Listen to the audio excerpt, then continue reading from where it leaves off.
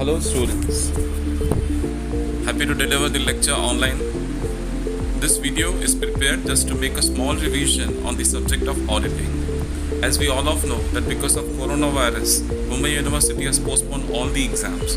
University has cleared that there will not be any cancellation of the examination, but the postpone will be there. So after 15th April 2020, we will be in a position to know the new timetable of the remaining examinations. Now as far as auditing is concerned, there will be total 5 questions carrying 20 marks each. In that, question number 1 will be multiple choice question and true or false. In this video, we are going to have a small revision on the multiple choice question, that how it will be asked and what will be your approach to solve the question. Now before proceeding further, I would request all the students to keep paper and pen in their hand, and whatever I am going to explain, you just keep it writing, and then you just test your knowledge that how much you have understood from the subject auditing. So let's start. The first multiple choice question is, financial statements need to be prepared in accordance with what? That means while preparing the financial statements, profit and loss account, balance sheet and cash flow statement, what accordance we are going to follow? We have 4 options. Option A is relevant statutory requirements. Statutory means mandatory or legal requirements. Option B is accounting standards issued by ICAI, that is Institute of Chartered Accountants of India. Option C, guidance notes issued by ICAI.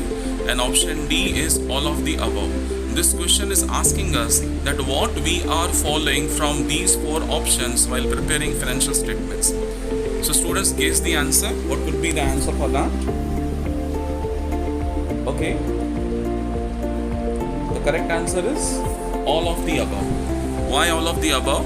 Because while preparing financial statements, we follow statutory requirements. That means the acts, the rules, the procedures issued by government.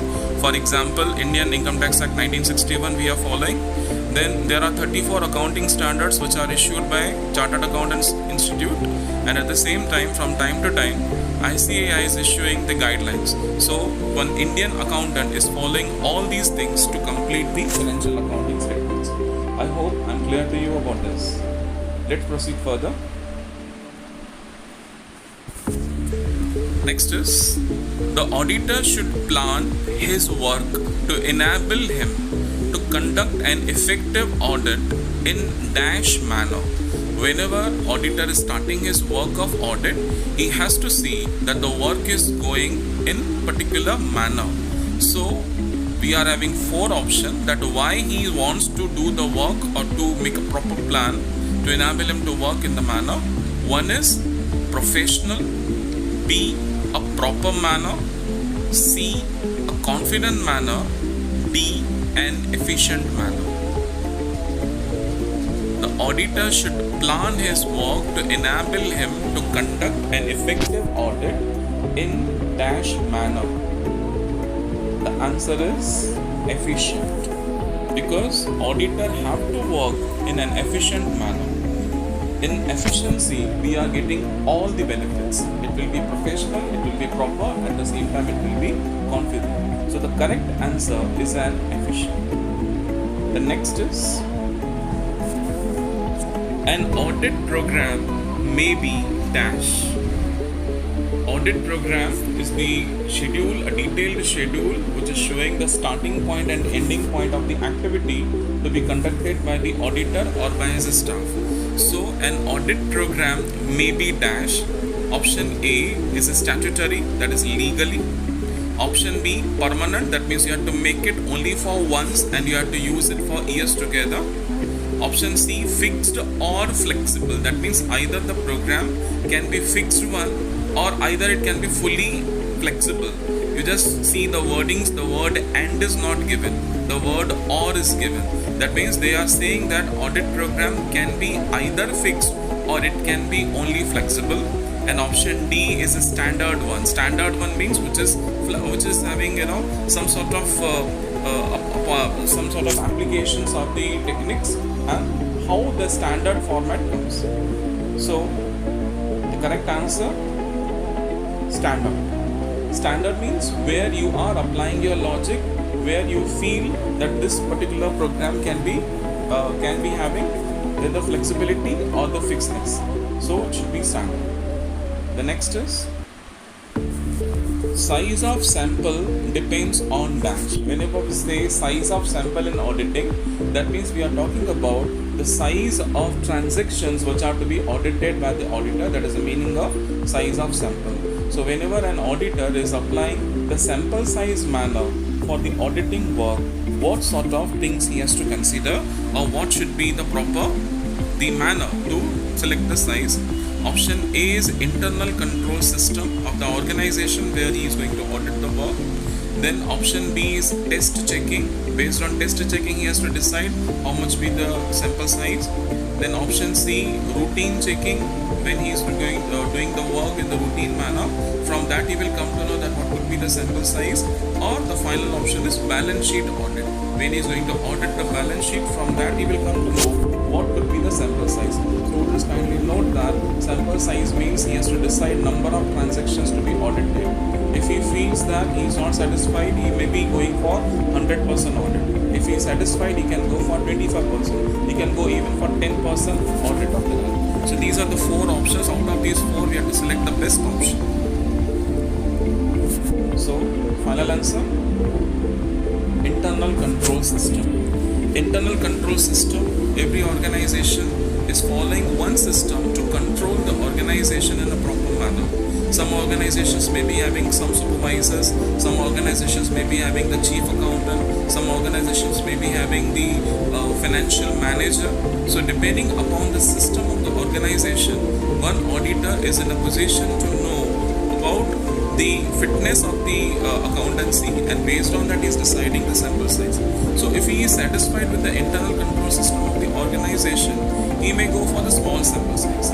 But if he is not satisfied with the internal control system, he can go for the large sample size. That is the meaning of this particular question. Next. Good internal control system requires dash.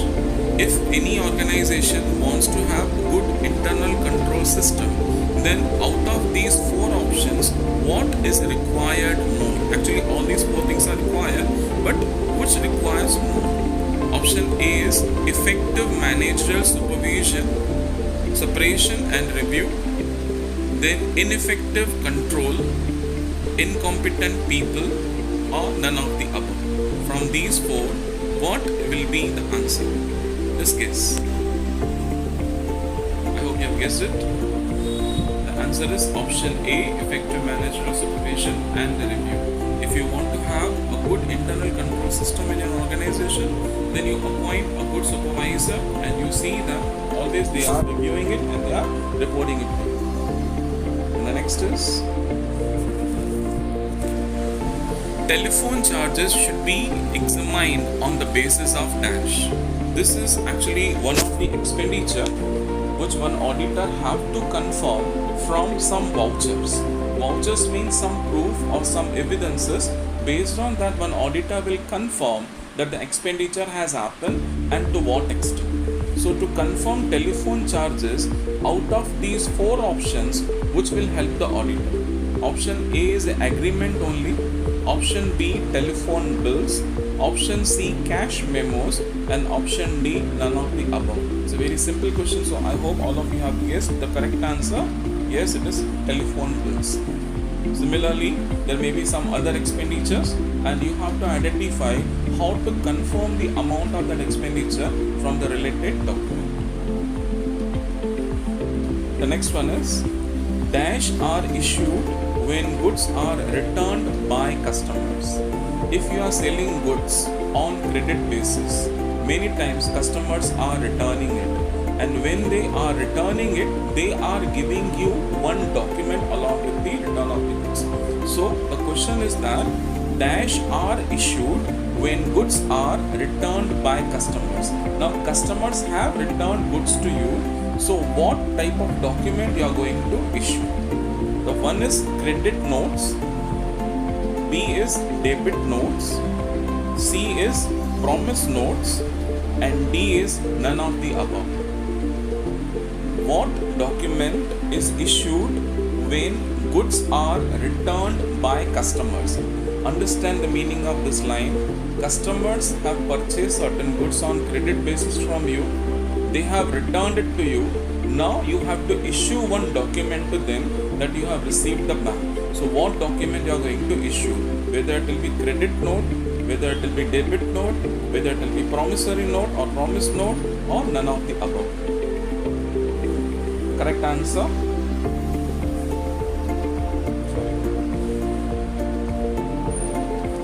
The correct answer is credit notes.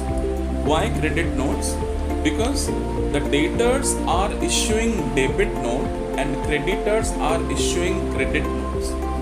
If you see, the transaction says customers have returned goods to you. That means you have sold goods on credit basis, so you are a creditor and customer is your debtor. So when he returned goods to you, he has given you debit note because he is debiting your account, and you are the creditor. You are receiving the material, so you have to issue the credit notes. So the answer is credit note. The next is fixed assets are valued at dash. Fixed assets are purchased from the fixed capital, and all these fixed assets we are showing in balance sheet. So in balance sheet, while showing the amount, out of these four, what price of the fixed asset we are considering? Number one is cost. Option B is cost or market value, whichever is higher. Option C, the market value, that means the market value of that asset that you are showing in the balance sheet, or cost or market value, whichever is lower. When you are showing any kind of fixed asset in the balance sheet, out of these four, what thing you are considering? How you are showing the fixed asset? What amount you are showing? The answer is fixed cost or the cost. We never show the market value or the lower value or the higher value of the market value of the fixed asset in the balance sheet. Always and always we are showing the cost. For example, if you have purchased one machine in 2015 for rupees 50 lakhs. So in 2016, the machine might be charged some depreciation, so the written down value will come in the year 2016. Again we have to charge one more year's depreciation to show the value in 2017. This is how the subsequent year we are showing the value of the machine. We never consider market value. We consider only and only cost after charging depreciation. So always it is the cost which we are considering to show the value of the fixed asset, not the market value. Next is verification involves dash. Verification involves dash. For what purpose verification is done? If you remember, I have taught you that we have two things in our syllabus. One is vouching and one is verification. Vouching is done to evaluate the fairness of the income and expenditure, and verification is to confirm about the amount of the assets and liabilities. Out of these four, which will be the correct answer? Option A is existence, possession and ownership. That means verification involves existence, possession and ownership. Option B is recording of assets in the books of accounts. Option C, vouching on the basis of invoice. And option D, none of the above. Verification involves what? The correct answer, I hope you have already guessed it. The answer is existence, possession and ownership. See, these are the three things which one auditor is confirming about the assets. He has to confirm the existence of the assets, he has to confirm the possession of the asset, and at the same time he has to even confirm the ownership of the asset. Sometimes the directors may be showing some wrong assets or some fake assets. It is a duty of the auditor to confirm that whatever assets are shown in the balance sheet are existence. They are there in the factory or the premises or with the company, and at the same time possession is also in the hands of the company, and the title, the ownership is also in the name of the company. So verification involves existence, possession and ownership. Next is Secret reserve means dash reserves. What kind of secret reserves are possessing the quality? Option A is free reserves. Option B is capital reserves. Option C is working reserves. And option D is hidden reserves. I think this particular answer all of you are giving in the correct manner. Yes, the correct answer is hidden reserves. Secret reserves means hidden reserves. Actually, it is a kind of technique. It is an unfair practice which sometimes directors are following. They hide the reserves, they hide the profits from the shareholders, from the stakeholders, and they make use of them there for their personal use. That is a very bad thing which companies are doing or the directors are doing, and it is the job of the auditor to catch hold of that. So secret reserve means hidden reserves. I hope this particular lesson has helped you a lot. The last is goods taken away by the proprietor for personal use, not recorded anywhere. Some goods have been taken away by the owner of the business for his personal use, and it has not been recorded anywhere. Completely that particular entry was ignored, the transaction was ignored. This is dash. This particular activity is called dash. We are having 4 options. Option A, error of omission. Option B, error of commission. Option C, error of principal. Option D, error none of the above. As far as error of commission is concerned, error means over here the transaction is passed but in the wrong manner. For example, you were supposed to record the amount of rupees 509, but you have recorded 905. That is called as error of commission. And when we say error of principle means you are violating the rule. When you are violating certain procedure or the guidelines, that will be called as error of principle. Over here we can see that the goods have been taken and has not been recorded at all. So taking goods is not the bad thing, recording is not the bad thing, but what has done? The entry was omitted to record. It is a complete omission of the transaction. So the answer is, it is error of omission.